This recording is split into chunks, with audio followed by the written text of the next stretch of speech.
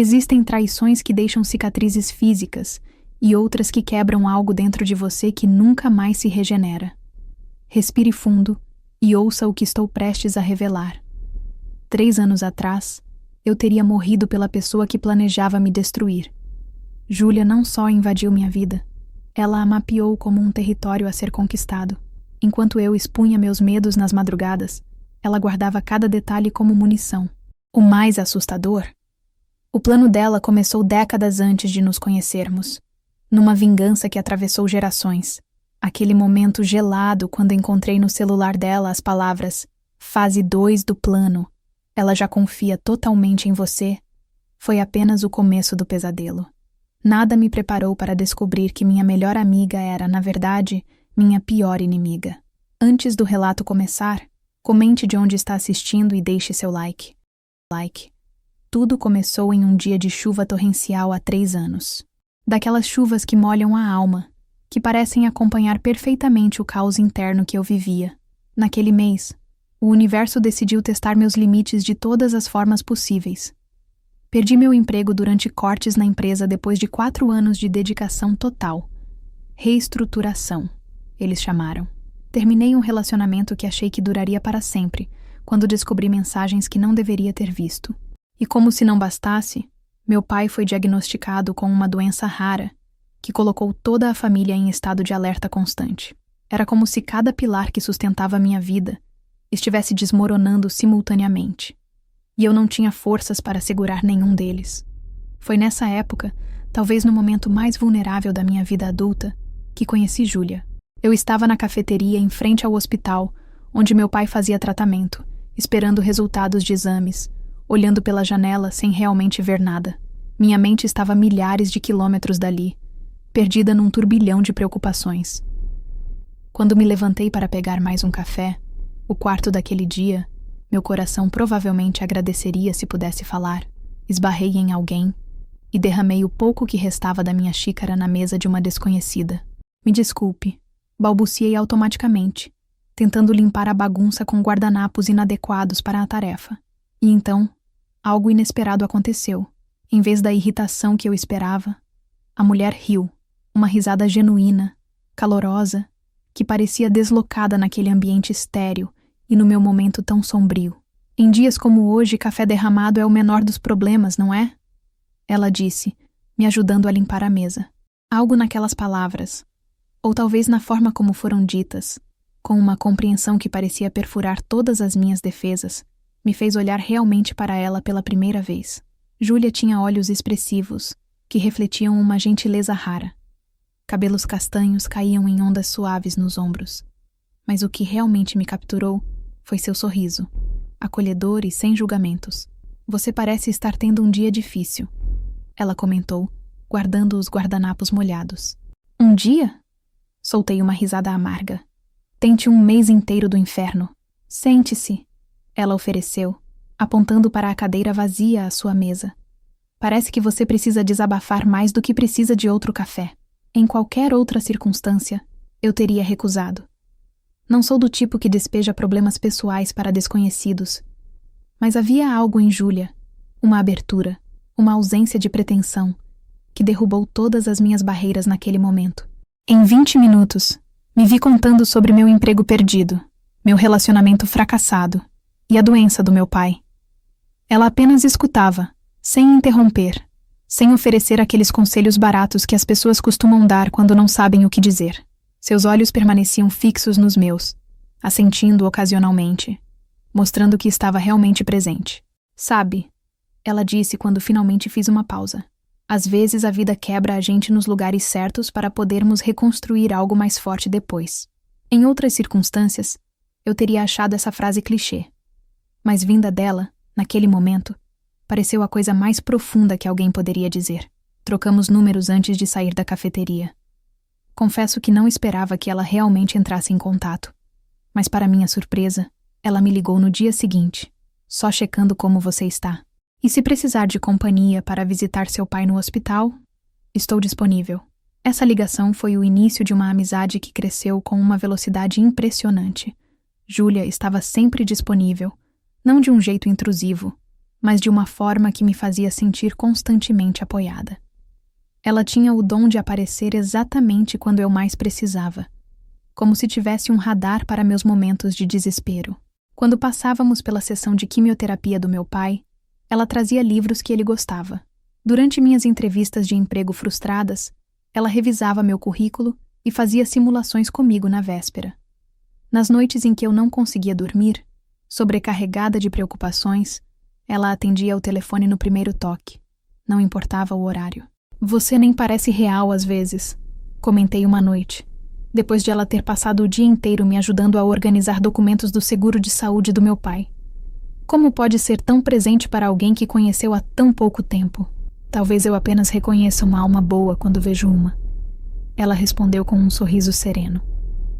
"Além disso, já passei por perdas também. Sei como é importante não estar sozinha nesses momentos." Em 3 meses, Júlia sabia mais sobre mim do que amigos que conhecia há anos. Ela conhecia meus medos, meus sonhos, minhas histórias de infância. Sabia exatamente quando eu precisava de um abraço silencioso ou quando precisava ser empurrada para fora da minha zona de conforto. "Você é como a irmã que nunca tive", confessei uma noite, depois de algumas taças de vinho, enquanto assistíamos a um filme na minha pequena sala. Júlia sorriu, mas notei algo estranho em seu olhar. Uma sombra que passou rapidamente, como uma nuvem cruzando o sol. "Família é mais do que sangue, não é?" Ela respondeu após uma breve hesitação. Aquela pequena pausa deveria ter me alertado. Aquele olhar fugidio deveria ter acendido um alerta. Mas eu estava tão envolvida na segurança que aquela amizade me proporcionava que ignorei os sinais. Foi por volta do 6º mês de amizade que pequenas coisas começaram a me incomodar. Nada muito óbvio, apenas sensações estranhas que eu tentava empurrar para o fundo da mente. Como quando Júlia fazia perguntas muito específicas sobre minha família. "Sua mãe nunca mencionou nada sobre Ribeirão Preto?" Ela perguntou um dia, de forma aparentemente casual, enquanto folheávamos um álbum de fotos antigas. "Seus pais nunca falaram de uma amiga chamada Helena?" Indagou em outra ocasião, quando conversávamos sobre infância. Perguntas que pareciam aleatórias, mas eram feitas com uma intensidade estranha nos olhos. Na hora, eu respondia sem pensar muito. Afinal, era natural que ela tivesse curiosidade sobre minha vida, assim como eu tinha sobre a dela. Só que havia uma diferença crucial que só percebi muito tempo depois. Júlia raramente falava sobre seu próprio passado. Quando eu perguntava sobre sua família ou infância, ela desviava o assunto com respostas vagas ou mudava completamente a conversa. "Minha família é complicada. Prefiro não falar sobre isso." Era sua resposta padrão. "Minha infância foi normal, nada interessante para contar." Ela dizia com um sorriso que não alcançava os olhos. Um dia, tentei empurrar um pouco mais. "Você nunca mostra fotos da sua família, nem fala sobre seus pais." Aconteceu algo. Ela ficou tensa por um momento, quase imperceptivelmente, antes de relaxar os ombros. "Perdi meus pais muito cedo. Fui criada pela minha avó, que também já se foi. Não tenho muitas lembranças boas para compartilhar." A resposta parecia genuína e me fez sentir culpada por pressionar. Decidi respeitar seus limites. Todos temos nossos assuntos difíceis, nossos traumas que preferimos não revisitar. Outro detalhe estranho eram as coincidências. Muitas coincidências. Como ela sempre parecia aparecer nos lugares que eu frequentava ou mencionava casualmente. A academia que comentei estar pensando em me inscrever, ela aparecia lá no dia seguinte, dizendo que tinha ganhado um convite especial. "Que coincidência incrível!" exclamei. "O universo trabalha de formas misteriosas." Ela respondeu com um sorriso. "O restaurante que mencionei querer conhecer?" Ela sugeria irmos lá poucos dias depois, aparentemente por acaso. "Passei na frente ontem e lembrei que você tinha comentado sobre esse lugar." Explicava. Na época, eu interpretava tudo isso como sintonia, como prova de que éramos realmente conectadas em um nível mais profundo. Era reconfortante pensar que finalmente havia encontrado alguém que me entendia tão completamente. Como não acreditar na sinceridade de alguém que te ajuda a escolher roupas para entrevistas de emprego às 7 da manhã, que traz sopa caseira quando você está doente, que passa noites no hospital com seu pai, mesmo sendo apenas uma nova amiga? Nossa conexão parecia tão genuína, tão pura, que qualquer dúvida que surgisse em minha mente era rapidamente descartada como paranoia. 9 meses depois de nos conhecermos, meu pai faleceu. Foi uma noite de quinta-feira, calma e sem aviso. O médico disse que ele simplesmente dormiu e não acordou. O tipo de partida pacífica que todos esperamos, mas que ainda assim deixa um vazio impossível de preencher. Júlia foi minha rocha durante esse período. Organizou o funeral, lidou com a papelada, afastou parentes invasivos, garantiu que eu comesse e dormisse minimamente. Ela estava ao meu lado durante o sepultamento, segurando minha mão enquanto eu não conseguia derramar uma única lágrima, paralisada pelo choque e pela dor. Você vai superar isso. Ela sussurrou no meu ouvido, enquanto olhávamos para o caixão sendo baixado, um dia de cada vez. E eu estarei aqui em cada um deles. Nas semanas seguintes, ela praticamente se mudou para meu apartamento. Dizia que não queria me deixar sozinha, que era importante ter alguém por perto nesses momentos. E eu, naturalmente, estava grata pela companhia.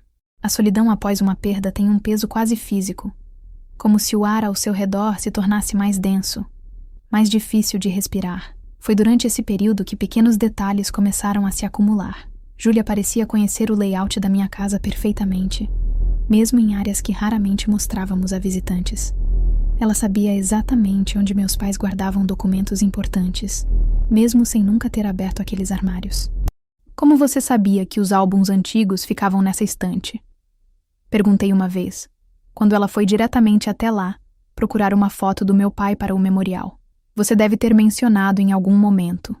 Ela respondeu sem hesitar. Talvez eu tenha, pensei. Minha memória não estava no seu melhor naqueles dias de luto. Foi por acaso que comecei a descobrir a verdade. Completamente por acaso. Se é que acasos realmente existem nessa vida. Estávamos no café onde nos conhecemos, prestando uma espécie de homenagem silenciosa àquele primeiro encontro, exatamente 1 ano após nos conhecermos. Júlia tinha ido ao banheiro e deixado o celular na mesa. Normalmente, eu jamais olharia o celular de outra pessoa, mas a tela acendeu com uma notificação, e o nome que apareceu fez meu sangue gelar. Helena, o mesmo nome sobre o qual ela havia me perguntado meses antes. A mensagem estava parcialmente visível na tela bloqueada. Ela suspeita de algo? Ainda está seguindo o... Meu coração acelerou instantaneamente. Olhei ao redor, certificando-me que Júlia ainda estava no banheiro. Antes que pudesse pensar 2 vezes, desbloqueei o celular dela. Não foi difícil. Eu já tinha visto Júlia digitar a senha várias vezes. Era a data do nosso primeiro encontro. Algo que sempre achei tocante, mas que agora parecia calculado.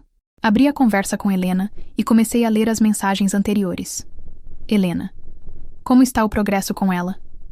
Júlia: fase 2 do plano. Ela já confia totalmente em mim. Helena: conseguiu descobrir sobre os documentos? Júlia: ainda não, mas estou perto. Ela me contou sobre a caixa de recordações do avô. Helena: não demore. Precisamos resolver isso antes que eles percebam. Meu mundo começou a girar. Do que elas estavam falando? Que plano era esse? Que documentos? Quem era Helena realmente? Ouvi a porta do banheiro se abrindo e rapidamente bloqueei o celular, colocando-o exatamente onde estava. Minhas mãos tremiam incontrolavelmente. Quando Júlia voltou, tentei agir normalmente, mas minha mente estava em completo caos. Cada célula do meu corpo gritava que algo estava profundamente errado. Tudo bem? Você parece pálida, ela comentou, retomando seu lugar. Só uma leve tontura. Deve ser a pressão baixa. Ela me estudou por um momento, como se pudesse ler através da minha mentira. Talvez devêssemos ir para casa. Você precisa descansar. Concordei, incapaz de continuar aquela farsa por mais tempo. Durante todo o caminho de volta, cada palavra que trocamos parecia falsa. Cada gesto de preocupação dela me enojava. A pessoa em quem eu mais confiava estava me usando para alguma coisa. Nossa amizade era uma farsa elaborada. Naquela noite não consegui dormir. Revirei cada momento, cada pergunta, cada coincidência. Tudo começou a fazer um terrível sentido. Júlia não tinha aparecido na minha vida por acaso. E agora eu precisava descobrir o porquê. Decidi jogar o jogo dela. Se Júlia podia fingir, eu também podia. No dia seguinte, agi como se nada tivesse acontecido, mas comecei minha própria investigação. Primeiro, pesquisei seu nome completo nas redes sociais. As contas que ela me mostrava pareciam legítimas, mas notei algo estranho. Não tinham posts mais antigos que 3 anos, justamente quando nos conhecemos. Seu sobrenome, Mendonça, era comum demais para render resultados úteis em buscas gerais. Então decidi investigar Helena. Vasculhei meus álbuns de família antigos, buscando alguma menção a esse nome. Nada. Perguntei à minha mãe, de forma casual, se já tinha conhecido alguma Helena. Helena? Minha mãe pareceu congelar por um instante. Por que pergunta? Uma colega do trabalho com esse nome. Achei bonito e fiquei curiosa se é comum na família. Minha mãe relaxou visivelmente. Não. Que eu saiba, não temos nenhuma Helena na família. Sua reação, no entanto, foi suficiente para me mostrar que havia algo ali. Alguma história sobre uma Helena que provocava uma resposta emocional em minha mãe. 2 semanas após minha descoberta no celular de Júlia, ela sugeriu irmos à casa de campo dos meus pais, algo que ela nunca tinha feito antes. Você tem falado tanto sobre esse lugar. Seria bom sair da cidade, respirar ar puro. Acho que faria bem para você, depois de tudo que passou. A sugestão parecia inocente, até carinhosa. Mas agora eu conseguia ver além da fachada. Aceitei, pensando que essa poderia ser minha chance de descobrir mais, de forçar a verdade a vir à tona. Durante o caminho para a casa de campo, observei como ela fez várias perguntas sobre a propriedade. Quantos anos tinha? Se estava há muito tempo na família? Se havia construções antigas? Se guardávamos coisas do passado por lá? Respondi vagamente, observando seu interesse crescente, seu olhar que tentava esconder a ansiedade. Seu avô morava lá antes, não é? Você mencionou uma vez que ele tinha um escritório onde guardava coisas importantes. Congelei. Nunca tinha falado sobre isso. Nunca mesmo. O escritório do meu avô na casa de campo era quase um santuário para minha família.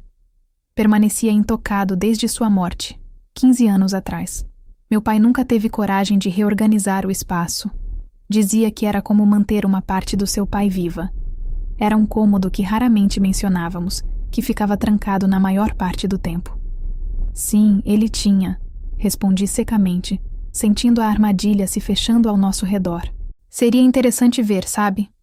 Adoro coisas antigas, documentos históricos.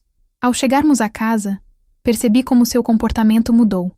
Júlia olhava para o lugar não como alguém admirando a beleza rústica da casa de campo, mas como alguém procurando algo específico. Seus olhos calculavam distâncias, estudavam portas, gavetas, a planta da casa. Era o olhar de um predador analisando o ambiente antes do ataque. À noite, fingi ir dormir cedo, reclamando de cansaço da viagem. Na verdade, estava mais alerta do que nunca. Por volta da meia-noite, ouvi passos no corredor fora do meu quarto. Pela fresta da porta, vi Júlia caminhando silenciosamente, vestida completamente de preto, em direção à ala leste da casa, onde ficava a biblioteca e o antigo escritório do meu avô. Esperei alguns minutos e a segui, tomando cuidado para não fazer barulho nos antigos assoalhos de madeira que conhecia desde a infância. A porta da biblioteca estava entreaberta, uma fraca luz de lanterna visível lá dentro. E lá estava Júlia, usando a lanterna do celular, tentando abrir a porta do escritório. Uma porta que sempre ficava trancada. Procurando algo? Perguntei, acendendo a luz central da biblioteca. Júlia deu um pulo, visivelmente assustada. Sua expressão mudou rapidamente, do pânico para um sorriso forçado que não alcançou seus olhos. Por um momento fugaz, vi uma pessoa completamente diferente daquela que eu conhecia. Alguém calculista, frio, pego em flagrante. "Você me assustou!" ela exclamou, colocando a mão sobre o peito. Não consegui dormir e pensei em pegar um livro para ler. Na porta trancada do escritório do meu avô, seu sorriso vacilou. Uma pequena contratura nervosa apareceu no canto de sua boca, algo que nunca tinha notado antes. Estava só curiosa. "Você mencionou que ele guardava coisas interessantes lá." "Nunca mencionei isso, Júlia." Dei um passo em sua direção, sentindo uma coragem impulsionada pela raiva crescente. Assim como nunca falei sobre Helena. O nome atingiu Júlia como um tapa. Ela se endireitou, abandonando completamente a fachada. Sua postura mudou, seu olhar endureceu.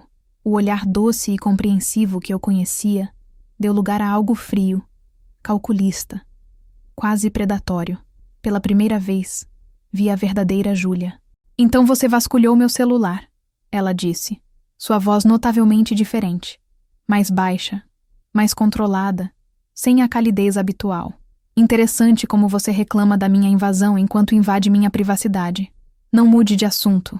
Quem é Helena? Por que você está procurando documentos do meu avô? Por que fingiu ser minha amiga esse tempo todo? Fingir é uma palavra forte. Ela respondeu, cruzando os braços.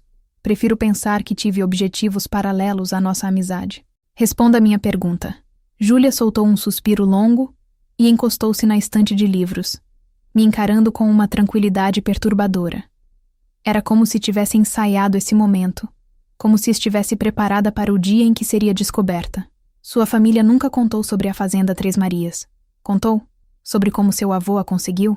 Aquele nome acendeu um sinal de alerta instantâneo em minha mente. Fazenda Três Marias. Já tinha ouvido esse nome em conversas fragmentadas entre meus pais, sempre em tom baixo, sempre interrompidas quando percebiam minha presença.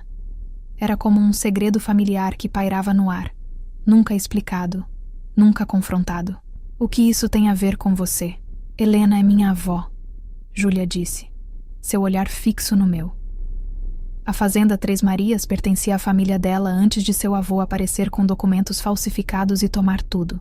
Senti como se o ar tivesse sido sugado do ambiente.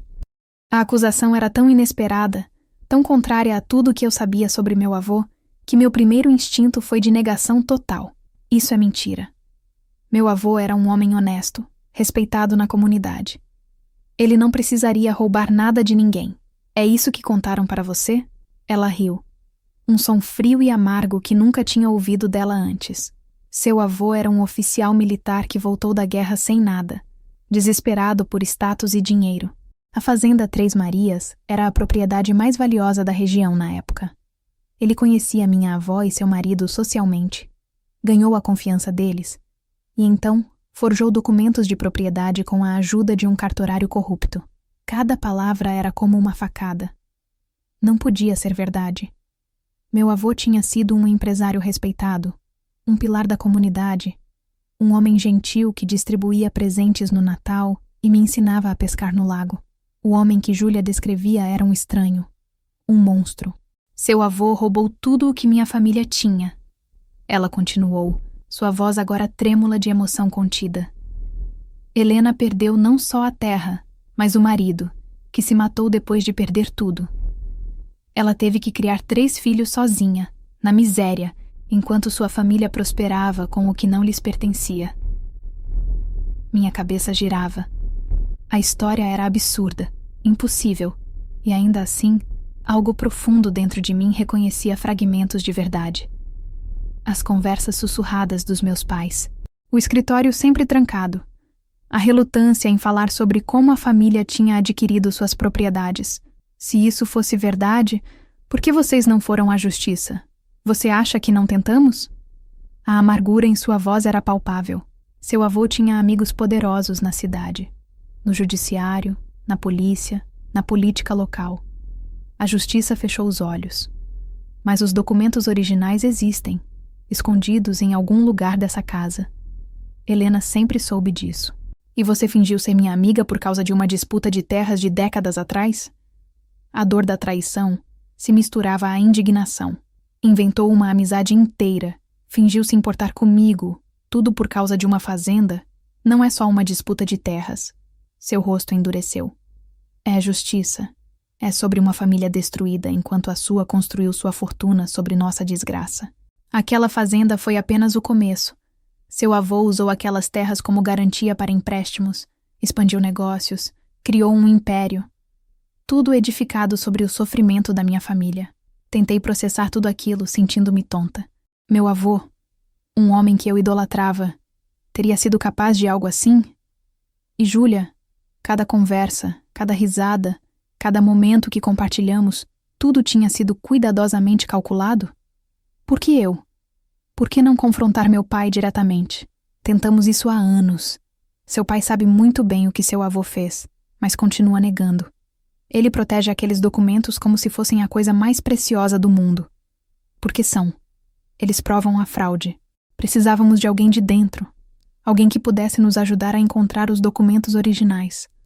Alguém inocente e vulnerável. Ela fez uma pausa. Seus olhos nunca deixando os meus. Alguém como você. Aquelas palavras me atingiram como um soco físico. Eu tinha sido escolhida a dedo não por quem eu era, mas pelo que poderia fornecer. Minha dor, minha vulnerabilidade, tinham sido ferramentas para alguém se aproximar. Cada gesto de carinho, cada conselho, cada momento de apoio, tudo tinha sido parte de um plano para usar minha confiança. Então você apareceu na cafeteria de propósito naquele dia? Tudo foi planejado desde o início? Até o café derramado? Não foi tão difícil quanto você imagina. Observamos você por semanas. Sabíamos sobre seu trabalho, seu namorado, a doença do seu pai. Conhecíamos suas rotinas, seus hábitos. Só precisávamos do momento certo, da abertura perfeita. A náusea subiu pela minha garganta. Cada memória com Júlia agora se distorcia, contaminada pela revelação da verdade. As noites chorando em seu ombro, os segredos compartilhados, a confiança que depositei nela, tudo se transformava em uma farsa elaborada. Um teatro cruel, onde eu era a única que não conhecia o roteiro. E aquela história sobre seu emprego na editora? Sobre sua família em Minas? Sobre seus pais que morreram cedo? Algumas mentiras, algumas verdades modificadas. É mais fácil mentir quando se mistura com um pouco de verdade. Ela deu de ombros, como se estivesse discutindo a receita de um bolo, não a fabricação de uma identidade falsa. Meus pais realmente morreram, mas não quando eu era criança. E Helena é realmente minha avó. Caminhei até a janela da biblioteca, precisando de ar. A lua iluminava o jardim lá fora. O mesmo jardim onde meu avô me ensinou os nomes das constelações quando eu tinha 8 anos. O mesmo homem que, segundo Júlia, havia destruído uma família inteira por ganância. Seria possível que aquele homem gentil escondia um passado tão sombrio? Eu preciso que você saia da minha casa, agora. Ainda não encontrei o que vim buscar. Isso não me importa.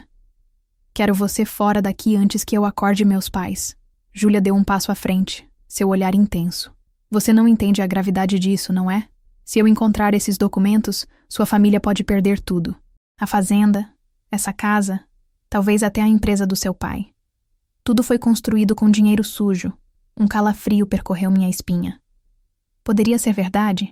Toda a confortável vida de classe média alta que conheci, todos os privilégios que tive, tudo baseado em um roubo? Era difícil acreditar, mas a convicção na voz de Júlia me abalava mais do que queria admitir. Se for verdade, lidaremos com isso legalmente, mas não através de uma amizade falsa e invasão de propriedade. Júlia balançou a cabeça, com uma expressão que misturava frustração e pena. Você é tão ingênua quanto eu esperava. Sua família sabe muito bem o que fez. Por que acha que esse escritório permanece trancado? Por que seu pai nunca tocou nos documentos do seu avô depois de todos esses anos? Uma memória relampejou em minha mente. Uma discussão entre meus pais, anos atrás, quando achavam que eu estava dormindo. Meu pai, alterado, dizendo que algumas coisas do passado precisam ficar enterradas. Minha mãe, respondendo que mentiras têm pernas curtas e que um dia isso voltaria para nos assombrar. Na época, pensei que falavam de algum caso extraconjugal, algum segredo mundano. Agora, aquelas palavras ganhavam um novo e terrível significado. Se você realmente quer saber a verdade, me ajude a encontrar esses documentos, disse Júlia, suavizando o tom. Se seu avô for inocente como você acredita, não há com o que se preocupar, não é? Mas se eu estiver certa, não seria melhor corrigir uma injustiça, mesmo que tardiamente? Fiquei em silêncio, dividida. Parte de mim queria expulsá-la imediatamente, denunciar sua traição, proteger minha família. Mas outra parte, a parte que sempre valorizou a verdade, a justiça, queria saber. E se meu avô realmente tivesse feito algo terrível? E se minha família construiu sua vida sobre o sofrimento de outros? Vou perguntar para meu pai. Amanhã cedo. Júlia soltou uma risada seca, desprovida de humor. E você acha que ele vai contar? Ele protegeu esse segredo por décadas. Vai mentir para você assim como mentiu para si mesmo todos esses anos. Você não conhece meu pai. Conheço melhor do que você imagina. Helena acompanhou cada passo da sua família durante anos. Sabemos sobre o caso que ele teve em 2010, sobre os problemas com a Receita Federal, sobre o empréstimo que fez com um nome falso para salvar a empresa em 2015. Seu pai não é o santo que você pensa que é. Aquilo era demais. Histórias que eu nunca tinha ouvido sobre meu próprio pai, contadas com tanta convicção por alguém que, horas atrás, eu considerava minha melhor amiga. Por que eu acreditaria em você depois de descobrir que tudo foi uma mentira? Júlia tirou o celular do bolso, abriu a galeria de fotos e me mostrou uma imagem. Era uma fotografia antiga, em sépia, cuidadosamente digitalizada. Nela, um homem com uniforme militar do Exército Brasileiro estava ao lado de uma mulher jovem e bonita que segurava um bebê. Esse é seu avô. E essa é Helena, minha avó, ainda jovem, antes de perder tudo. Reconheci meu avô imediatamente, embora parecesse mais jovem do que em qualquer foto que eu tinha visto. Quanto à mulher, algo nela me pareceu estranhamente familiar, como se eu já tivesse visto aquele rosto antes. Isso não prova nada. É apenas uma foto social. No verso da foto original está escrito: celebrando a compra da fazenda Três Marias com Helena e o pequeno Lucas. Essa foto foi tirada 6 meses antes do seu avô apresentar documentos falsificados, alegando que a propriedade era dele. 6 meses antes de destruir a vida dessa mulher. Minha cabeça fervilhava. Precisava de tempo para processar tudo aquilo, para investigar por conta própria, longe da influência manipuladora de Júlia. Vou verificar essa história, mas não com você aqui. Quero que saia agora. Se eu for embora agora, nunca mais você me verá. E nunca saberá toda a verdade. É um risco que estou disposta a correr. Peguei o celular do bolso, pronta para ligar para meus pais no quarto ao lado. Júlia observou o movimento e suspirou profundamente, como se tomasse uma decisão difícil. Tudo bem, vou embora. Mas isso não acabou. A verdade tem um jeito de vir à tona. Não importa quanto tempo leve. Enquanto a observava reunir suas coisas, uma sensação de vazio indescritível me consumia. A pessoa em quem mais confiei, que me conhecia por dentro e por fora, que tinha sido meu porto seguro durante o momento mais difícil da minha vida, nunca tinha existido realmente. Era apenas um papel sendo interpretado com um objetivo específico. Sabe qual foi a parte mais difícil desse plano? Júlia perguntou à porta antes de sair. No começo era só um trabalho, um dever para com minha família, mas depois eu realmente gostei de você. Era para ser apenas uma amizade falsa, mas você é exatamente o tipo de pessoa que eu teria como amiga em outras circunstâncias. Isso tornou tudo mais complicado. Não torne isso mais patético do que já é. Poupe-me do discurso sobre como você se importou comigo enquanto me usava. Ela assentiu lentamente. Justo. Adeus então. Após sua partida, fiquei parada na biblioteca por quase 1 hora, tentando organizar meus pensamentos. Parte de mim queria acreditar que tudo aquilo era uma invenção elaborada, uma tentativa de extrair dinheiro da minha família. Mas outra parte, a parte que tinha notado as pequenas inconsistências, os olhares estranhos dos meus pais quando certos assuntos surgiam, sabia que havia pelo menos um grão de verdade ali. Passei o resto da madrugada vasculhando a biblioteca, procurando qualquer pista sobre a fazenda Três Marias ou uma mulher chamada Helena Mendonça. Não encontrei nada nas estantes expostas, o que só aumentou minha suspeita de que, se existissem tais documentos, estariam no escritório trancado. Ao amanhecer, comecei a procurar a chave do escritório. Revirei gavetas, vasos, livros com lombadas falsas. Todos os esconderijos possíveis que conhecia da casa. Finalmente, tive uma intuição. Fui ao quarto dos meus pais, que felizmente ainda dormiam, e silenciosamente abri a gaveta da mesa de cabeceira do meu pai. No fundo, escondido dentro de um exemplar de Grande Sertão Veredas, um dos livros favoritos do meu avô, encontrei uma pequena chave de latão. Com mãos trêmulas, voltei à biblioteca e abri a porta do escritório pela primeira vez em anos. O cheiro de livros antigos e tabaco ainda pairavam no ar, como se meu avô tivesse acabado de sair. A sala estava exatamente como ele a deixara. A mesma mesa imponente de madeira escura, os mesmos arquivos antigos de metal, as mesmas cortinas de veludo empoeiradas. Era como entrar em uma cápsula do tempo. Passei horas vasculhando gavetas, estantes, procurando qualquer menção à fazenda Três Marias ou a uma mulher chamada Helena. Encontrei documentos de negócios, escrituras de propriedades, cartas antigas, mas nada que confirmasse ou refutasse a história de Júlia. Já estava quase desistindo quando notei algo estranho no forro da escrivaninha. Uma pequena diferença de nível, quase imperceptível, em uma das bordas. Pressionei a madeira e, para minha surpresa, um compartimento secreto se abriu, revelando um envelope amarelado pelo tempo. Dentro, encontrei documentos antigos e uma carta manuscrita. A carta começava com "Meu querido filho" e era assinada pelo meu avô. Com o coração acelerado, comecei a ler. Meu querido filho, se você está lendo esta carta, é porque senti que meu tempo se aproxima do fim. Há verdades que precisam ser ditas, por mais dolorosas que sejam. O que vou contar agora é algo que carreguei comigo como um peso insuportável por todos esses anos. O que fiz com a família Mendonça é meu maior arrependimento. O desespero após a guerra me levou a cometer atos impensáveis. Voltei sem nada, sem dinheiro, sem perspectivas, apenas com os pesadelos das atrocidades que testemunhei. Sua mãe estava grávida de você, e a pressão de sustentar uma família sem recursos me sufocava.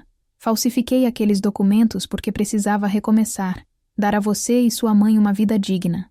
Conheci Antônio e Helena Mendonça em eventos sociais. Eles me receberam em sua fazenda, me trataram com gentileza, e eu os traí da pior maneira possível. Com a ajuda de Joaquim no cartório, que me devia favores desde a guerra, criei escrituras falsas. Usei minha patente militar e os contatos que tinha para intimidar testemunhas. Tomei a fazenda Três Marias, sabendo que era o único patrimônio daquela família. O preço foi alto demais. Destruí uma família inocente. Antônio Mendonça, incapaz de suportar a vergonha e a perda, tirou a própria vida 3 meses depois. Helena, grávida do 3º filho, foi deixada na miséria com crianças pequenas. Ela nunca desistiu de lutar pelo que era dela por direito, e temo que um dia a verdade venha à tona. Se isso acontecer, peço que faça o que nunca tive coragem de fazer. Devolva a eles o que lhes pertence. A fortuna que construímos veio dessa primeira injustiça. Por mais que tenha tentado me redimir com caridade e boas ações ao longo dos anos, nada apaga o que fiz. Os documentos originais estão junto a esta carta. Guardei-os porque destruí-los seria como tentar apagar o que fiz. E alguns pecados não podem ser apagados, apenas redimidos. Perdoe-me por manchar nosso nome com este ato terrível. Espero que você tenha a coragem que me faltou. Com amor, apesar de tudo, seu pai. As lágrimas embaçavam minha visão enquanto as palavras do meu avô confirmavam tudo o que Júlia havia dito. A carta continuava, detalhando como ele havia forjado documentos com a ajuda de um amigo cartorário, como havia usado sua patente militar para intimidar testemunhas, como o marido de Helena havia se enforcado após perder tudo. Junto à carta, encontrei os documentos originais da fazenda, claramente em nome da família Mendonça, e recortes de jornal sobre o suicídio de um homem chamado Antônio Mendonça, descrito como incapaz de superar a perda de suas terras para um oficial do exército. O homem que eu idolatrava, o avô amoroso que me contava histórias e me ensinava sobre as estrelas, havia destruído vidas, e meu pai sabia disso. Toda a minha família sabia, e escolheu manter esse segredo sombrio, construindo nossas vidas sobre um terrível ato de traição. Com as mãos trêmulas, peguei o celular e encontrei o número de Júlia. Hesitei por um momento, mas a verdade agora pesava demais para ser ignorada. Encontrei os documentos. Digitei. Precisamos conversar. Menos de 1 hora depois de enviar a mensagem, Júlia estava na porta da casa de campo. Quando abri a porta, notei seus olhos vermelhos e inchados, sugerindo que ela também não tinha dormido. Havia uma tensão no ar, uma mistura de triunfo contido e desconforto genuíno em sua postura. Obrigada por me avisar, ela disse simplesmente, sem dizer uma palavra. A conduzi para o escritório do meu avô, mostrando os documentos que encontrei. A carta, as escrituras originais, os recortes de jornal, todas as provas que sua família procurou por décadas. Então agora você sabe, ela comentou, observando minha expressão desolada. Sim, entreguei a ela a carta do meu avô e os documentos originais da fazenda. Suas mãos tremiam ao tocá-los, como se fossem relíquias sagradas de um passado que definiu toda a sua existência. Minha avó morreu ano passado, Júlia revelou, sua voz quase um sussurro. Ela tinha 92 anos e até o último dia dizia que a justiça seria feita. Prometeu ao marido, antes dele se matar, que não descansaria até recuperar o que era deles por direito. Ela te pediu para fazer isso? Para se aproximar de mim? Foi ideia dela inicialmente. Eu hesitei no começo. Parecia tão baixo, mas ela estava tão determinada, tão certa de que esta seria nossa última chance. Júlia passou os dedos sobre os documentos amarelados. Ela investigou sua família por anos. Sabia sobre você, sobre seus pais, sobre os problemas que enfrentava. Quando seu pai ficou doente, ela viu a oportunidade perfeita. Você estaria vulnerável, aberta a conexões emocionais. Ficamos em silêncio por alguns minutos, ambas absorvendo o peso daquela situação. Eu tentava reconciliar duas imagens completamente opostas do meu avô. O homem amoroso que me criou e o homem que destruiu uma família inteira por ganância. Dois lados da mesma pessoa que nunca imaginei existirem. O que você vai fazer agora? Perguntei finalmente. Levar isso para nosso advogado. Finalmente temos provas concretas. Havia uma estranha ausência de triunfo em sua voz, como se a vitória não trouxesse a satisfação esperada. E quanto a nossa amizade? A pergunta saiu antes que pudesse contê-la, e imediatamente me senti tola por fazê-la. Como poderia haver um nós depois de tudo isso? Júlia me olhou com um misto de culpa e determinação. Não existe nós. Nunca existiu. Foi um trabalho, uma missão. Suas palavras, embora esperadas, ainda cortaram fundo. Um trabalho que durou quase 1 ano da minha vida, que me fez confiar em você como nunca confiei em ninguém, que me fez acreditar que finalmente tinha encontrado alguém que me entendia completamente. Eu não tinha escolha. Ela respondeu, sem conseguir manter contato visual. Helena tentou todos os caminhos legais por décadas e nada funcionou. Sua família é poderosa demais, tem conexões demais. Esta foi nossa última alternativa. Você tinha a escolha de ser honesta. Podia ter me abordado diretamente, contado a verdade, pedido ajuda, e você teria ajudado. Acreditaria em uma estranha acusando seu amado avô de roubo e falsificação? Seu tom tinha uma amargura que não conseguia esconder. Você teria nos recebido de braços abertos, pedindo desculpas pelos crimes da sua família? Ela estava certa, e isso doía ainda mais. Se Júlia tivesse aparecido na minha porta contando essa história, eu jamais teria acreditado. Teria defendido meu avô e minha família sem hesitar, sem sequer considerar a possibilidade. Não posso julgar você por defender sua família, admiti finalmente. Mas não espere que eu esqueça 1 ano de mentiras. Júlia assentiu, guardando cuidadosamente os documentos em sua bolsa. Para o que vale, nem tudo foi mentira. Muitas conversas, muitos momentos foram reais. Você é uma pessoa incrível, com uma força que admiro genuinamente. Em outras circunstâncias, não. Não faça isso, interrompi bruscamente. Não transforme isso em algum tipo de tragédia romântica onde circunstâncias cruéis separaram 2 almas gêmeas. Você tinha um objetivo e me usou para alcançá-lo.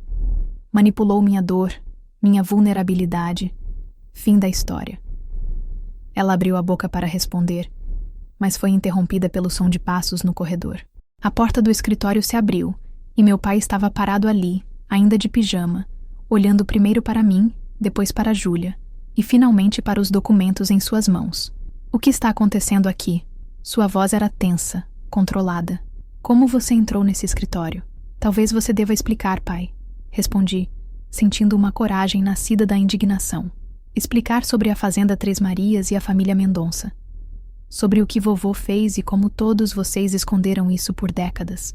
O rosto dele empalideceu instantaneamente. Vi o momento exato em que a compreensão o atingiu. O segredo cuidadosamente guardado por tanto tempo finalmente havia sido revelado. Seus olhos encontraram os meus.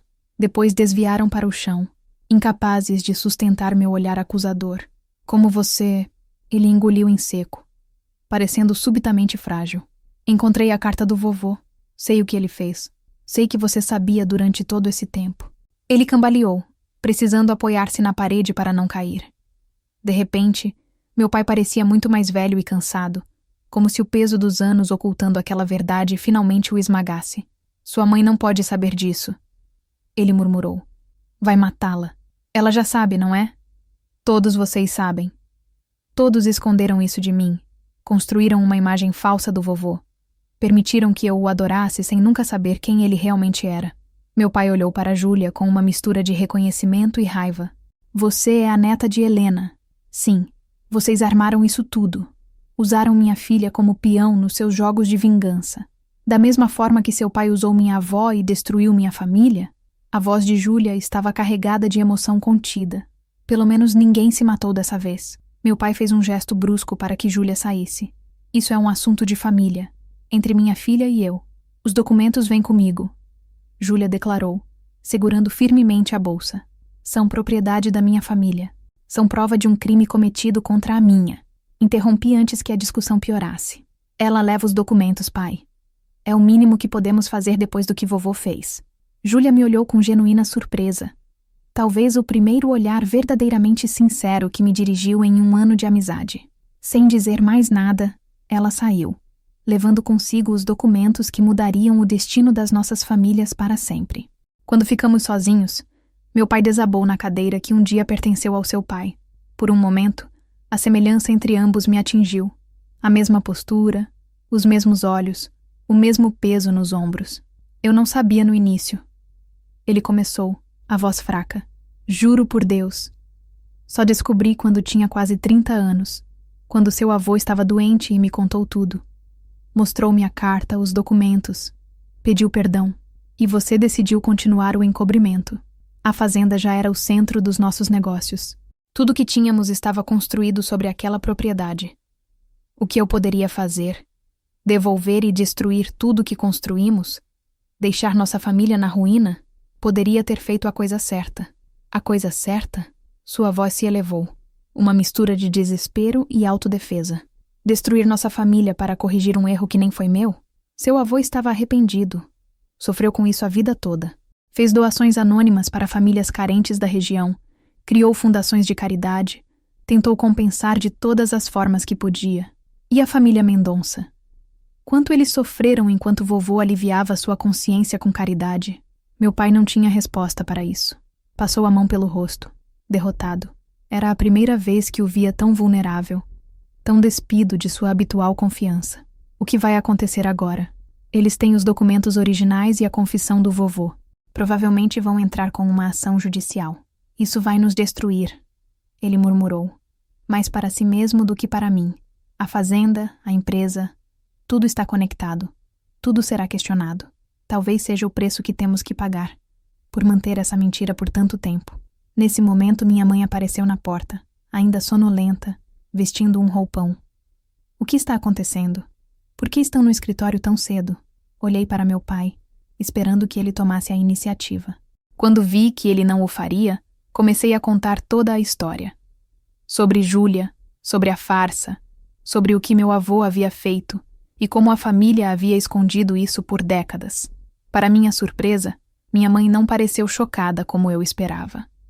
Um olhar de compreensão resignada atravessou seu rosto, como se uma previsão antiga finalmente se concretizasse. Eu sempre disse ao seu pai que isso viria à tona um dia. Ela comentou, sentando-se ao lado dele e segurando sua mão. Segredos como esse não ficam enterrados para sempre. Você sabia? Descobri alguns anos depois de nos casarmos. Encontrei a mesma carta que você achou, guardada num compartimento secreto na escrivaninha do seu avô. Confrontei seu pai e ele me contou tudo. E nunca fez nada. Fiz o que pude. Tentei convencer seu pai a procurar a família, oferecer algum tipo de compensação, chegar a um acordo privado. Mas ele tinha medo de perder tudo, de manchar a memória do seu avô. E com o tempo, ficou cada vez mais difícil imaginar como corrigir algo que começou há tanto tempo. Meu pai parecia um homem quebrado, uma sombra do executivo confiante que eu conhecia. E agora perderei tudo de qualquer jeito. E ainda por cima, minha filha me odeia. Eu não te odeio, respondi sinceramente. Só estou desapontada. decepcionada por descobrir que nossa vida inteira foi construída sobre uma mentira, sobre o sofrimento de outras pessoas. O que faremos agora? Minha mãe perguntou. Esperamos, meu pai respondeu derrotado. Esperamos o processo judicial, os advogados, a imprensa que certamente vai adorar a história de como a respeitável família Almeida construiu seu império sobre um roubo. Nas semanas seguintes, tudo o que eu temia começou a acontecer. O processo judicial foi instaurado. Os advogados da família Mendonça eram agressivos, implacáveis, determinados a expor cada detalhe da fraude cometida pelo meu avô. A imprensa local descobriu a história, e logo ela se espalhou para os jornais nacionais. Família tradicional construiu império sobre terra roubada, diziam as manchetes. O segredo sombrio por trás da fortuna dos Almeida era o título de uma matéria especial de domingo. Nossa história familiar, nossa reputação, tudo estava sendo dissecado publicamente. A empresa do meu pai começou a perder clientes. Ações despencaram. Bancos ficaram nervosos com empréstimos. Amigos de longa data subitamente ficaram ocupados demais para nos ver. Foi como assistir a um império desmoronar em câmera lenta. Mas o pior não era a perda material ou social. Era perceber que tudo em que eu acreditava sobre minha própria história, minha família, minha identidade, era baseado em uma mentira cuidadosamente mantida. O homem que eu idolatrava tinha um lado sombrio que nunca conheci. Os pais que eu respeitava tinham perpetuado uma injustiça por décadas. E Júlia, a pessoa que me fez acreditar em conexões profundas novamente, a amiga que me segurou durante os momentos mais difíceis da minha vida, nunca existiu realmente. Era apenas um personagem criado para um propósito específico. Conforme os dias se transformavam em semanas, fui consumida por um sentimento de traição dupla. Pela minha família que escondeu a verdade e por Júlia que fingiu uma amizade para expô-la. Ambos os lados tinham me usado, me manipulado, me deixado no escuro enquanto jogavam seus jogos de poder e vingança. Os advogados do meu pai tentaram contestar o caso, argumentando que o Estatuto de Limitações já havia expirado, que qualquer crime ou fraude cometida pelo meu avô não poderia mais ser julgada legalmente. Mas a carta, escrita de próprio punho, confessando o crime, era prova demais para ser ignorada. Meu pai, vendo o inevitável, finalmente começou a considerar um acordo. Melhor perder parte do patrimônio do que tudo, argumentaram os advogados. Melhor negociar agora do que enfrentar um julgamento público ainda mais humilhante. Enquanto isso, mantive distância de Júlia. Ela tentou entrar em contato algumas vezes. Mensagens que começavam com "Sei que você deve estar me odiando, mas..." e terminavam com "Espero que um dia possa entender." Não respondia a nenhuma delas. A ferida estava crua demais, a traição recente demais. Uma noite, recebi uma ligação de um número desconhecido. "Alô?" Atendi hesitante. "É a Helena." A voz era idosa, mas firme. "Helena Mendonça." Meu coração acelerou. "Como conseguiu meu número?" "Júlia me deu. Espero que não se importe com minha ligação, mas precisava falar com você diretamente." Fiquei em silêncio, sem saber como responder. O que dizer para a mulher que meu avô havia prejudicado tão terrivelmente? Que palavras poderiam abordar décadas de injustiça? Eu conheci seu avô, sabia? Antes de tudo acontecer. Era um homem encantador, educado. Meu marido o recebeu em nossa casa várias vezes. Jantamos juntos, rimos juntos. Foi por isso que doeu tanto mais quando ele nos traiu. Eu sinto muito pelo que meu avô fez. Consegui dizer finalmente. "Não estou ligando para receber suas desculpas, minha querida. Estou ligando para dizer que sei que você não tem culpa. Que entendo que descobrir algo assim sobre sua própria família deve ser devastador. Sua compreensão, tão inesperada, fez meus olhos se encherem de lágrimas. Júlia me contou que foi você quem insistiu para que ela levasse os documentos, mesmo contra a vontade do seu pai. Que foi você quem a apoiou quando a verdade veio à tona. Era o certo a fazer." Sim, era. E poucos teriam a coragem de fazer o certo quando isso significa prejudicar a própria família. Houve uma pausa. "Júlia também está sofrendo, sabia?" "Por quê?" "Ela conseguiu o que queria. Sua família vai receber justiça. Justiça é uma coisa complicada, minha querida." Às vezes, quando finalmente chega, percebemos que não preenche o vazio como esperávamos. E no caso de Júlia, bem, ela não esperava se importar tanto com você. Ela não se importava. Era tudo uma farsa. No início, sim, mas as coisas mudaram com o tempo. Eu vi isso acontecendo. Vi quando ela começou a voltar das visitas a você diferente, mais animada, mais viva. Vi quando ela começou a questionar o plano, a hesitar em seguir adiante. Ela nunca hesitou o suficiente para parar. Não, não parou. O senso de dever para com a família prevaleceu, mas isso não significa que não sofreu com as escolhas que fez. A ligação de Helena me deixou com mais perguntas do que respostas. Seria possível que Júlia tivesse realmente desenvolvido sentimentos verdadeiros durante nossa falsa amizade? Que tivesse sido tão manipulada por sua família quanto eu fui pela minha? 6 meses se passaram desde aquela noite na casa de campo que mudou tudo. O processo judicial seguia seu curso lento através das burocracias infinitas do sistema judiciário brasileiro, mas os advogados de ambos os lados começaram a negociar um acordo. A família Mendonça queria de volta a fazenda Três Marias e uma indenização pelos anos de uso indevido e lucros gerados. Meu pai, percebendo que perderíamos tudo se o caso fosse a julgamento completo, concordou com os termos principais. Nossa vida mudou completamente durante esses meses. Vendemos a casa onde cresci no bairro nobre da cidade para ajudar a pagar a indenização. Meu pai fechou a empresa que administrou por décadas e agora trabalhava como consultor independente, ganhando uma fração do que recebia antes. Mudamos para um apartamento modesto em outro bairro, bem distante dos circuitos sociais que costumávamos frequentar. O mais difícil foi lidar com os olhares. As pessoas nos tratavam como párias, como se fôssemos criminosos, mesmo que o crime tivesse sido cometido décadas antes do meu nascimento. Amigos desapareceram da noite para o dia. Recebi não em entrevistas de emprego onde meu currículo claramente me qualificava. Relacionamentos potenciais terminavam assim que mencionavam meu sobrenome. Era como se estivéssemos marcados, condenados a pagar por um pecado que nem mesmo cometemos. Numa tarde chuvosa de domingo, a campainha do nosso novo apartamento tocou. Quando abri a porta, encontrei Júlia parada ali, molhada da chuva. Não havia desde aquela manhã na casa de campo, quando ela saiu levando os documentos que mudaram o destino das nossas famílias. "Posso entrar?" ela perguntou, com uma voz hesitante que nunca havia ouvido dela antes. Hesitei. Meu primeiro instinto sendo o de fechar a porta na cara dela. Mas algo me deteve. Curiosidade, talvez. Ou simplesmente o desejo de encerrar aquele capítulo de forma mais definitiva. Abri passagem sem dizer uma palavra. Ela parecia diferente. Não apenas pela aparência, cabelos mais curtos, roupas mais formais, mas por uma nova aura de seriedade que a envolvia. Os olhos brilhantes e sempre dispostos a rir que conheci pareciam agora mais sombrios, carregados. "Por que você está aqui?" perguntei, mantendo distância. "Vim trazer isso."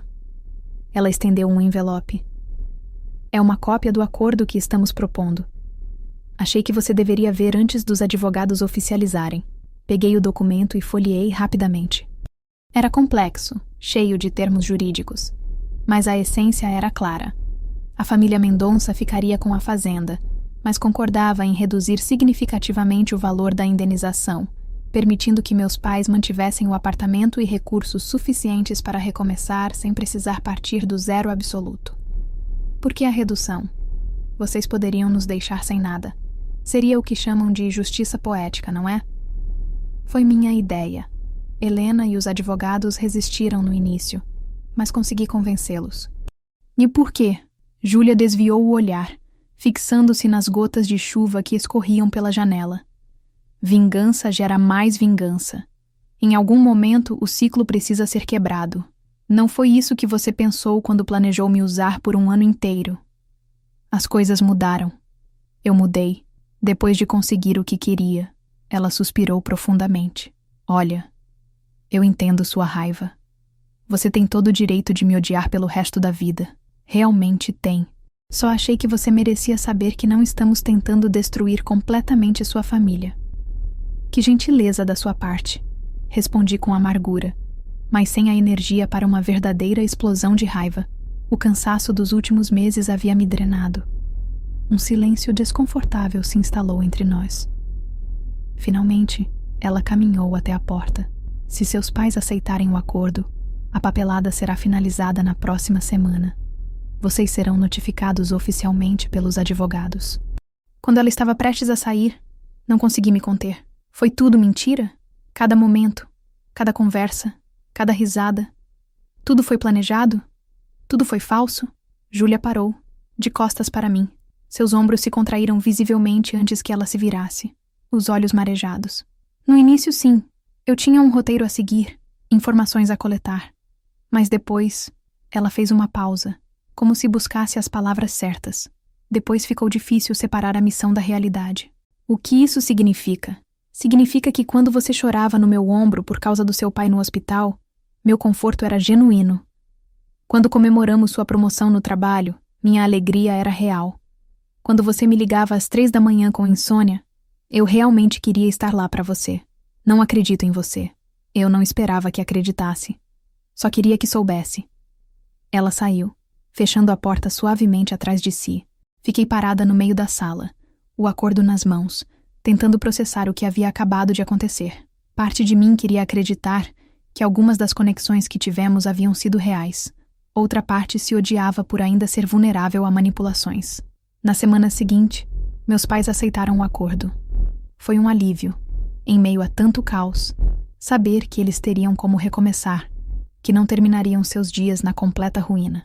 Meu pai, que inicialmente parecia destruído pela situação, lentamente começou a mostrar sinais de recuperação. Uma noite, ele me procurou para uma conversa. Talvez seu avô estivesse certo na carta. Como assim? Ele disse que seu maior arrependimento foi não ter tido coragem de consertar o que fez, de enfrentar as consequências. E eu cometi o mesmo erro, tentando proteger algo que, no fundo, nunca foi realmente nosso. Foi a primeira vez que vi meu pai aceitar completamente a situação, não apenas como uma tragédia que havia se abatido sobre nós, mas como uma consequência justa de ações do passado. O que você vai fazer agora, pai? Recomeçar. É o que todos estamos fazendo, não é? Sem os fantasmas do passado, sem mentiras. Quando a poeira começou a assentar e o acordo foi finalizado, senti que precisava de um novo começo. Aceitei um emprego em outra cidade, longe dos olhares e cochichos, longe da sombra do escândalo que ainda pairava sobre nossa família. Era uma posição mais modesta do que eu teria almejado antes, mas representava a oportunidade de construir algo novo, baseado apenas em meus próprios méritos e escolhas. 3 meses depois de me mudar, recebi um e-mail de Júlia. Era curto. Estarei no café da Rua Augusta amanhã às 15 horas se quiser conversar. Passei a noite debatendo comigo mesma se deveria ir. Parte de mim ainda guardava uma raiva profunda por tudo o que aconteceu. Outra parte estava curiosa, talvez até mesmo sentindo falta da pessoa que, por mais que tenha sido uma construção, foi minha melhor amiga por quase 1 ano. Decidi ir, mais para encerrar aquele capítulo da minha vida do que por qualquer outra razão, para finalmente confrontar todos os sentimentos contraditórios que me assombravam há meses. O café era um lugar tranquilo, com poucas mesas ocupadas àquela hora da tarde. Júlia já estava lá quando cheguei, sentada na mesma mesa onde nos encontramos pela primeira vez. Não por acidente, como agora eu sabia, mas por um plano cuidadosamente arquitetado. Obrigada por vir, ela disse quando me aproximei. Não sei exatamente por que estou aqui. Fechamos o acordo. A justiça foi feita. Nossas famílias seguiram em frente. Talvez porque algumas perguntas ainda permanecem sem resposta. Ela tinha razão. Por mais que eu tentasse seguir em frente, aquela história me assombrava. Não apenas pela traição, mas por todas as questões que levantava sobre quem eu era, sobre minha própria identidade, sobre como distinguir o real do encenado. A fazenda está bem? Perguntei, tentando começar com um terreno neutro. Está. Estamos fazendo algumas reformas, contratando pessoas da região. Minha mãe se mudou para lá. Está realizando o sonho que minha avó nunca pôde ver concretizado. Que bom. E seus pais? Estão se adaptando. Meu pai encontrou um propósito ajudando pequenos agricultores com consultoria gratuita. Diz que é uma forma de retribuir, de alguma maneira. Minha mãe voltou a dar aulas, algo que ela sempre quis fazer, mas nunca teve tempo quando estávamos mergulhados na vida empresarial. É uma vida mais simples, mas talvez mais honesta. Júlia assentiu, remexendo seu café sem realmente bebê-lo. E você? Eu estou existindo, trabalhando, tentando reconstruir minha vida social, depois que todo mundo descobriu que minha família não era quem dizia ser. Deve ser difícil. É, mas sabe o que é mais difícil? Não foi descobrir que meu avô cometeu um crime. Não foi perder status ou dinheiro. Foi descobrir que a pessoa em quem mais confiei na vida adulta nunca existiu realmente. Júlia não desviou o olhar desta vez. Entendo. E se pudesse voltar atrás, não diga que faria diferente. Nós duas sabemos que não faria. Você cumpriu sua missão, recuperou o que era da sua família. É verdade. Não posso dizer que me arrependo do resultado. Mas me arrependo da forma como aconteceu, do dano que causei a você especificamente. Por que eu? Por que me escolheram como alvo? Por que não abordaram meu pai diretamente? Tentamos várias vezes ao longo dos anos. Ele sempre nos ignorou ou ameaçou com processos por difamação. Precisávamos de um ângulo diferente. Alguém que pudesse nos dar acesso aos documentos sem levantar suspeitas. Então eu era apenas um meio para um fim. No início, sim. Mas depois, ela hesitou. Depois você se tornou um problema. Um problema? Sim, eu comecei a gostar de você. Genuinamente. Comecei a questionar o que estava fazendo, se o fim justificava os meios. Helena percebeu isso e ficou furiosa. Disse que eu estava comprometendo décadas de luta por causa de sentimentos. Aquela revelação me pegou de surpresa. Então aquelas mensagens que vi no seu celular eram de Helena me pressionando para seguir com o plano, para não me desviar do objetivo. Ela percebeu que eu estava hesitando, que estava desenvolvendo sentimentos reais. Isso a apavorou. Tudo pelo que ela lutou durante décadas poderia ser comprometido porque sua neta estava se apegando demais ao trabalho. Por que você está me contando isso agora? Porque quero que você saiba que nem tudo foi uma mentira.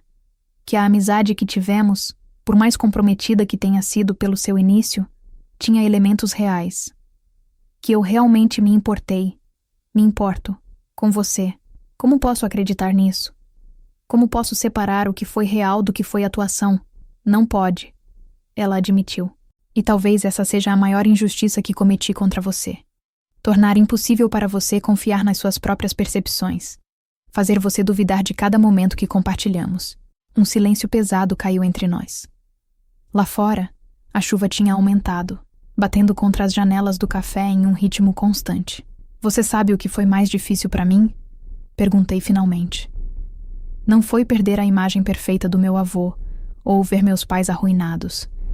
Foi perceber que toda a conexão que achei ter encontrado com você era baseada em uma mentira. Que a pessoa que me conhecia melhor do que ninguém nunca existiu realmente. Eu sei. Ela respondeu suavemente. E se significa alguma coisa, conhecer você mudou quem eu sou. Antes disso tudo, eu via o mundo em preto e branco. Sua família era má. A minha era vítima. Agora vejo os cinzas, as complexidades. Como alguém pode fazer algo terrível e ainda ser gentil com os netos? Como alguém pode iniciar uma amizade por motivos errados e acabar desenvolvendo sentimentos verdadeiros? Não sei se posso perdoar você. Não estou pedindo perdão. Só entendimento, talvez. Que você saiba que nem tudo foi falso. Nossa conversa foi interrompida pelo barista, anunciando que o café fecharia em breve. Havíamos passado horas lá, navegando pelo terreno minado de nossas memórias compartilhadas, tentando separar verdade de mentira. Ao sairmos para a rua chuvosa, Júlia parou sob o pequeno toldo da entrada. Quero te mostrar uma coisa, ela disse, tirando o celular do bolso. Abriu a galeria de fotos e me mostrou uma imagem. Era um documento antigo, uma escritura. Esta é a nova escritura da Fazenda Três Marias, agora oficialmente em nome da família Mendonça novamente. Por que está me mostrando isso? Porque quero que saiba que valeu a pena. Que todo o dano causado não foi em vão. Minha avó morreu sem ver isso acontecer. Mas seu último desejo foi realizado. Há uma justiça nisso, mesmo que o caminho para consegui-la tenha sido tortuoso. Entendo. E também porque ela deslizou o dedo na tela, mostrando outra foto. Era um pequeno prédio na propriedade, recém-reformado. Uma placa na frente dizia: Centro Comunitário Antônio e Helena Mendonça. Estamos transformando parte da fazenda em um centro de apoio para agricultores familiares da região, oferecendo assistência técnica, empréstimos de equipamento, cursos de capacitação. Seu pai tem sido um consultor valioso nesse projeto. Fiquei genuinamente surpresa. Meu pai está ajudando vocês? Foi ideia dele, na verdade. Disse que queria transformar algo que começou com tanto rancor em algo produtivo que ajudasse pessoas reais. Aquilo soava como o meu pai, sempre buscando soluções práticas, maneiras de seguir em frente, mesmo nos momentos mais difíceis. Ficamos ali, lado a lado, sob a pequena proteção do toldo, observando a chuva cair. Havia algo poético naquele momento. Duas pessoas conectadas por uma história de traição e perda, agora tentando encontrar um caminho através da tempestade. O que acontece agora? Perguntei finalmente. Acho que seguimos em frente. Você com sua nova vida, eu com a minha. A fazenda está funcionando novamente. Seus pais estão reconstruindo. As famílias encontraram algum tipo de resolução, mesmo que tardia. E quanto a nós? Isso depende de você. Ela respondeu simplesmente. Não tenho direito de pedir nada. Mas se um dia, quando as feridas não forem tão recentes, você quiser tentar novamente, começar do zero, com verdade desta vez, eu estaria aberta a isso. Não sei se consigo confiar em você novamente. Eu entendo. E seria justo se nunca mais quisesse me ver. Mas se mudar de ideia... Ela deixou a frase no ar, incompleta. Nos despedimos sem grandes promessas. Apenas um até logo, carregado de possibilidades não realizadas. Enquanto a observava se afastando sob a chuva, senti uma estranha mistura de emoções. Raiva, tristeza, mas também um certo alívio. Como se pela primeira vez, desde que tudo começou, estivesse falando com a verdadeira Júlia, não com o personagem criado para me manipular. Voltei para casa com muitas perguntas ainda sem resposta, mas também com uma nova perspectiva. Talvez não existissem mocinhos e vilões nessa história, apenas pessoas imperfeitas, tentando navegar pelas complexidades da vida, carregando os pesos do passado, enquanto tentavam construir um futuro. Um ano após o encontro no café, a protagonista encontrou uma nova normalidade. Seu trabalho na nova cidade trouxe desafios inesperados, enquanto construía amizades genuínas, sem depender do sobrenome familiar. Seus pais também descobriram paz na simplicidade. O pai parecia mais jovem sem o peso da empresa. A mãe finalmente perseguia suas verdadeiras paixões. Durante esse período, trocou mensagens ocasionais com Júlia, que coordenava o centro comunitário na fazenda. Quando Júlia visitou sua cidade para uma conferência, encontraram-se em um parque. Júlia entregou uma caixa de madeira que pertencera ao avô, encontrada escondida durante a reforma da casa principal da fazenda. Dentro havia fotos, cartas e um diário que revelavam o jovem militar antes de suas ações terríveis. Um homem traumatizado pela guerra, gradualmente quebrado pela violência e pressionado pela necessidade de sustentar a família. O diário não justificava seus atos, mas mostrava como pessoas boas podem cometer erros devastadores sob circunstâncias extremas. Durante a caminhada, a protagonista questionou o quanto da Júlia que conhecera era real. Júlia admitiu que usou muito de sua verdadeira personalidade. Seus gostos, hábitos e características eram autênticos, apenas as circunstâncias foram fabricadas. Quanto aos sentimentos, começaram calculados, mas se tornaram genuínos com o tempo, criando um conflito interno para Júlia entre a lealdade à família e os laços reais que desenvolvia. 2 anos depois, a protagonista visitou a fazenda Três Marias, testemunhando o trabalho do centro comunitário que ajudava famílias prejudicadas, décadas atrás, pelas ações de seu avô. Seu pai trabalhava ali como consultor voluntário, e a interação respeitosa entre ele e Júlia sugeria a possibilidade de cicatrização. A experiência ensinou a protagonista que ninguém é inteiramente herói ou vilão. Seu avô cometeu crimes terríveis, mas tinha qualidades amorosas. Júlia traiu profundamente, mas demonstrou compaixão quando poderia simplesmente ter desaparecido após conseguir o que queria. Seu pai escondeu a verdade por décadas, mas encontrou redenção ao enfrentá-la. O capítulo termina com uma nova mensagem de Júlia convidando-a para um café, a qual a protagonista responde perguntando a hora, sugerindo abertura para reconstruir algo sobre novas bases. Não sabe se algum dia confiará plenamente em Júlia novamente, mas reconhece como aquela experiência dolorosa a transformou em alguém mais cautelosa e também mais compassiva, alguém que compreende que as pessoas são mais complexas e contraditórias do que aparentam, e por esse entendimento, paradoxalmente, sente gratidão.